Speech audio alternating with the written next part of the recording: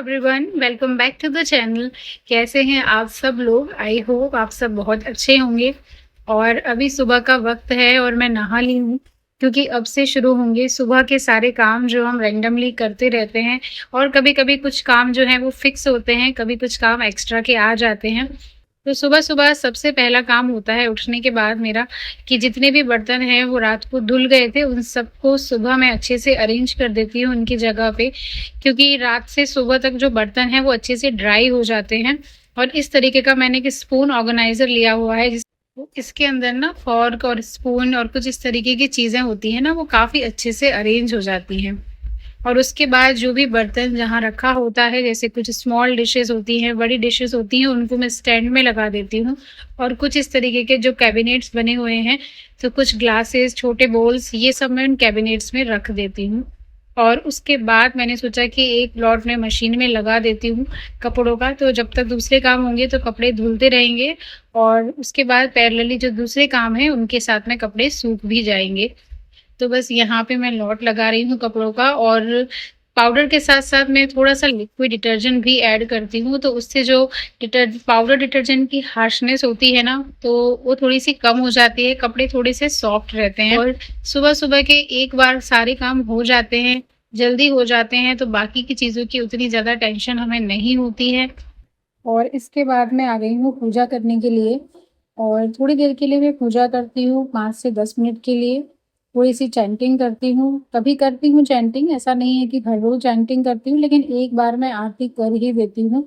और उसके बाद हस्बैंड है वो दोबारा से पूजा कर देते हैं। और चाय जो होती है वो कभी कभी मैं पूजा से पहले भी पी लेती हूँ और कभी पूजा के बाद भी पीती हूँ। ऐसा नहीं है कि मैं उठने के बाद पहले सारे काम कर लेती हूँ और फिर चाय पीती हूँ।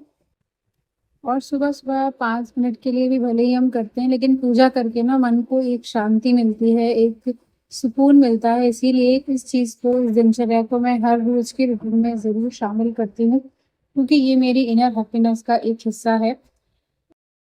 और मेरा बेटा है वो छोटा है, तो एक बार सुबह उठने के बाद मुझे उसको भी बहुत ज़्यादा टाइम देना पड़ता है, क्योंकि उसके भी रूटीन वर्क शुरू हो जाते हैं। तो उसके उठने के साथ साथ या उससे पहले जितने भी काम मैं कर सकती हूँ तो सोचती हूँ ख़त्म कर लूँ। तो वहाँ पे आरू भी उठ के आ गया था, तो फिर मैंने उसे आरती दी।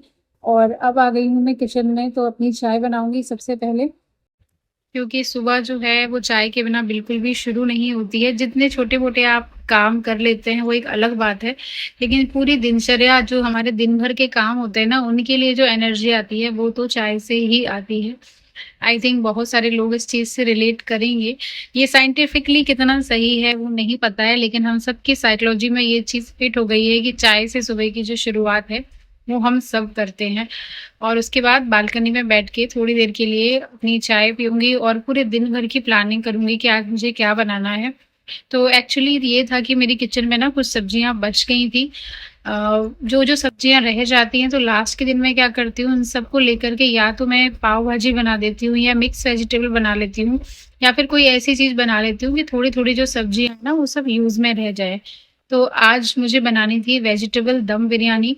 तो ये जो सब्जियां थी ये उसके लिए बिल्कुल सही थी, मतलब जो भी सब्जियां उसके अंदर डलती हैं ना, वो ये सारी ही सब्जियां डलती हैं। अब इसके साथ साथ आप चाहो तो आलू भी ऐड कर सकते हो, जो मटर होती है हरी मटर वो भी ऐड कर सकते हो, लेकिन ये जो 3 सब्जियां हैं, फ्रेंच बीन, गाजर और कैरेट, ये उसके अंदर कंपल्सरी होती हैं। तो उसके लिए मैंने जो सलाद वाली गाजर आती है ऑरेंज कलर की, वो गाजर ली है, थोड़ी सी फ्रेंच बीन्स ली हैं, और कुछ मैंने गोभी है, फूल गोभी, उसके टुकड़े लिए हैं। तो यहाँ पे तीनों चीज़ों को अच्छे से कट कर लिया है और उसके बाद वॉश कर लूँगी। और सबसे पहला जो काम होता है वो होता है कि जो भी हमारे राइस हैं, बिरयानी के राइस, उनको लगभग आधा घंटे के लिए कम से कम हमें सोक करके रखना होता है। बट मेरे पास जो राइस अवेलेबल थे वो बिरयानी के राइस नहीं थे, वो पुलाव वाले राइस थे, बट उनसे भी काफ़ी अच्छा रिजल्ट निकल के आया। तो 15-20 मिनट के लिए मैंने उन्हें सोक किया और अभी बॉईल होने के लिए मैंने रख दिया है। और उसके अंदर मैंने मिलाए हैं कुछ खड़े मसाले, जैसे इलायची, लौंग, काली मिर्ची, और ऐड किया है थोड़ा सा नमक। राइस को हमें 70 to 80% कुक करना है, और उसके बाद जैसे ही वो कुक हो जाएंगे तो छान करके उनको हमें निकाल लेना है अलग। बिल्कुल भी हमें पॉट में नहीं छोड़ना है, वरना वो चावल हैं हमारे वो ओवर कुक हो जाएंगे। और जब तक हमारे चावल पक रहे हैं तो हम वेजिटेबल्स का मैरिनेशन कर लेते हैं। तो इसके लिए मैंने लिया है थोड़ा सा दही, और लगभग आधा कटोरी से ज़्यादा दही होगा। और दही अगर आपके पास थिक है तो अच्छा है, अदरवाइज जो भी रेगुलर दही होता है वो आप ले सकते हैं। और उसके बाद मैंने ऐड किए हैं उसमें रेगुलर मसाले, धनिया पाउडर, नमक, हल्दी पाउडर और लाल मिर्ची पाउडर, और थोड़ा सा मैंने इसके अंदर जिंजर गार्लिक का पेस्ट ऐड किया है। अगर आपके पास फ्रेश नहीं है तो जो मार्केट से आता है वो भी आप ऐड कर सकते हो। और उसके बाद मैं इसमें ऐड करूंगी थोड़ी सी कश्मीरी लाल मिर्च, क्योंकि उससे उसका कलर अच्छा आता है। और साथ में जाएगा थोड़ा सा बिरयानी मसाला। ये बिरयानी मसाला बाहर का है, लेकिन आप घर में भी सारे मसाले लेके बना सकते हो। उसकी रेसिपी मैं आपको किसी और वीडियो में बताऊंगी।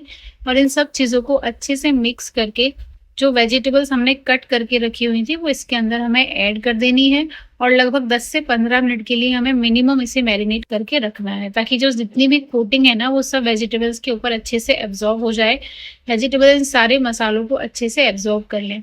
तो बस इन सबको मिक्स करके साइड में रख देंगे ढक के थोड़ी देर के लिए। और अब हम बनाएंगे इसके लिए बरिस्ता। बरिस्ता यानी कि जो हमारी अनियन होती है उसकी हमें बिल्कुल पतले पतले से इस तरह से स्लाइसेस कर लेने हैं। और उसके बाद हम इसे फ्राई करके थोड़ा सा क्रिस्पी करेंगे, गोल्डन ब्राउन करेंगे। तो मैंने 2 बड़े प्याज ले लिए हैं और इसके इस तरह से पतले पतले साइड से मैंने स्लाइसेस बना लिए हैं। और अब हमें इसे फ्राई करना है। तो कढ़ाई में मैंने थोड़ा सा ऑयल लिया है, बहुत ज़्यादा ऑयल मैंने नहीं लिया है। तो एकदम से हमें गरम कर लेना है इस ऑयल को। बहुत तेज जब गरम हो जाएगा तो ये प्याज इसके अंदर ऐड करेंगे, और स्टार्टिंग में इसकी फ्लेम हाई रख के हमें इसे फ्राई करना है। और जैसे जैसे इसके ऊपर हल्का सा गोल्डन ब्राउन कलर आना शुरू हो जाएगा तो हम क्या करेंगे, गैस की फ्लेम को बिल्कुल लो कर देंगे और इसे क्रिस्पी होने तक पकाएंगे। इस चीज़ का ध्यान रखना है कि इनका जो कलर है ना वो गोल्डन ब्राउन ही रहना चाहिए, ज़्यादा डार्क कलर इनका नहीं होना चाहिए। जैसे ब्लैकिश जो कलर आ जाता है, क्रस्ट आ जाता है, वो इसका नहीं होना चाहिए। तो कंटिन्यू हमें चला चला के इसे सेक लेना है, फ्राई कर लेना है। देखिए इस तरीके का कलर है वो हमारे बरिस्ता के लिए बिल्कुल सही है। तो बस अब इसे एक टिश्यू पेपर पे निकाल लेंगे, क्योंकि इसके अंदर बहुत ज़्यादा ऑयल होता है। तो टिश्यू पे मैंने अच्छे से ट्रांसफ़र कर दिया है, और उसके ऊपर एक और टिश्यू लगा के आप एक्स्ट्रा ऑयल को एब्जॉर्ब कर सकते हो। और दम बिरयानी के अंदर ना इसका टेस्ट बहुत अच्छा आता है। तो उसकी क्वांटिटी अगर आप ज़्यादा रखोगे ना बरिस्ता की तो बहुत अच्छा टेस्ट आएगा। तो कढ़ाई में से मैंने जो एक्स्ट्रा ऑयल था वो निकाल लिया है, और जितना ऑयल मुझे चाहिए बिरयानी के लिए वो रख लिया है। और उसके बाद गरम तेल में मैंने जो हमारी सब्जी थी यानी कि मैरिनेट करके वेजिटेबल्स को रखा था वो सारी की सारी मैंने इसके अंदर ऐड कर दी हैं। और बिल्कुल अच्छे तरीके से हमें इसे पका लेना है। स्टार्टिंग में थोड़ा सा रोस्ट करेंगे और फिर ढक के इसे थोड़ी देर पकाएंगे। इतना पकाना है कि ये जो वेजिटेबल्स है ना लगभग 70 to 80% कुक हो जाए। एकदम से इनको नहीं पकाना है, वरना जो टेक्सचर है वो बिल्कुल पुलाव वाला टेक्सचर आएगा, और वेजिटेबल्स की खिचड़ी हमें नहीं करनी है। तो थोड़ा सा क्रंच इसके अंदर रहना चाहिए।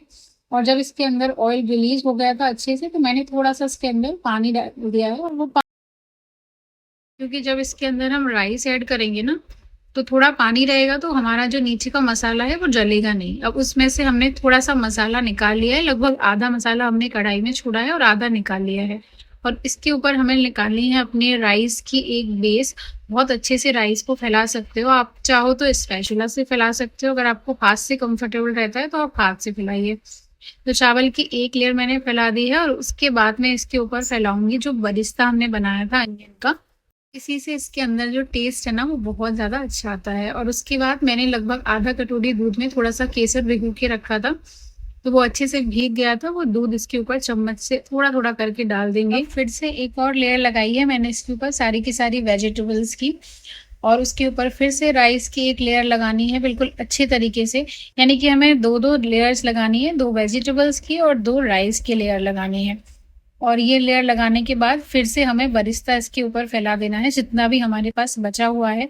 तो मैंने आपको बताया था कि अगर अच्छी क्वांटिटी में आप बरिस्ता डालोगे ना तो टेस्ट बहुत ही अच्छा आएगा। तो इस तरह से मैंने ये भी फैला दिया है, और साथ में फिर से स्प्रिंकल करूंगी इसके ऊपर। और अब सबसे ज़्यादा इम्पॉर्टेंट स्टेप हम देंगे इसको दम।